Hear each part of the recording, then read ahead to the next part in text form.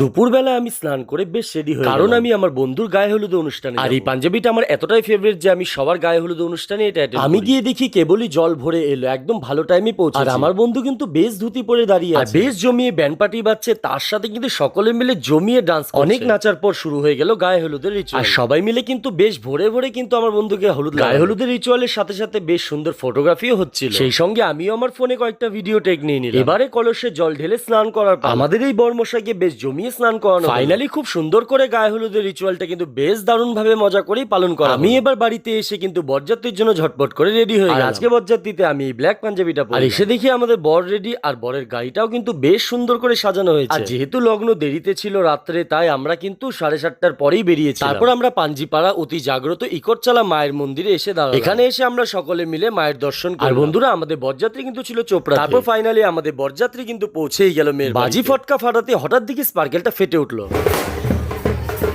যদিও সেরকম কোনো ক্ষয়ক্ষতি হয়নি। তারপর আমরা আমার বন্ধুদেরকে জোর করে কিন্তু ওকেও ডান্স, তার সাথে আমরা সবাই মিলে কিন্তু বেশ জমিয়ে ডান্স কমপ্লিট করার পর আমার বন্ধুর জামাই বরণের রিচুয়ালটাও শুরু হয়ে গেল। বেশ জল মিষ্টি খাইয়ে খুব আদরের সাথেই কিন্তু জামাই বরণ হলো। তারপর মেয়ের বাড়ির লোকজন প্ল্যান করলো জামাইকে কোলে করে নিয়ে যাবে, সেটা আর পসিবল হলো না। তারপর আমরা এন্টার করলাম আর আশপাশটা ভালো করে দেখলাম, আর আমার বন্ধুকে ঠিক জায়গা মতো বসালাম। তারপর আমাদেরকে নিয়ে যাওয়া হলো সেইখানে যেখানে টিফিন দেওয়া হতো। টিফিন খেয়ে আমি আবার চলে আসলাম ছায়া মণ্ডপের সামনে। দেখলাম ছায়া মণ্ডপটা কিন্তু খুব সুন্দর করে সাজিয়েছে। তারপর ঠিক টাইম মতোই লগ্ন হতেই বিয়েও স্টার্ট হয়ে গেল, আর কিছুটা অনেকটা নিয়মও শুরু হয়ে গেল। আর বন্ধুরা, বিয়ের লগ্নটা এতটাই দেরিতে ছিল যে বিয়েও শুরু হয়েছে দেরিতে। তারপর বিয়ে কমপ্লিট করতে করতে প্রায় অনেক নিশিরাত হয়ে গেছে। ফাইনালি অনেক রাত্রি সিঁদুরদান কমপ্লিট হলো আর যজ্ঞটা সম্পন্ন হলো। আর রাত 12:30টার সময় আমি খাওয়া দাওয়া করেছিলাম, যেটা ক্লিপগুলো না। তারপর বাড়ি পৌঁছাতে পৌঁছাতে আমাদের প্রায় ভোর থেকে সকালই হয়ে গিয়েছিল। আজকের মতো ভিডিওটি এখানেই শেষ করলাম। আবার দেখা হচ্ছে তোমাদের সাথে নতুন কোনো ভিডিও। সবাই ভালো থেকো, সুস্থ থেকো। জয় শ্রীকৃষ্ণ, রাধে রাধে।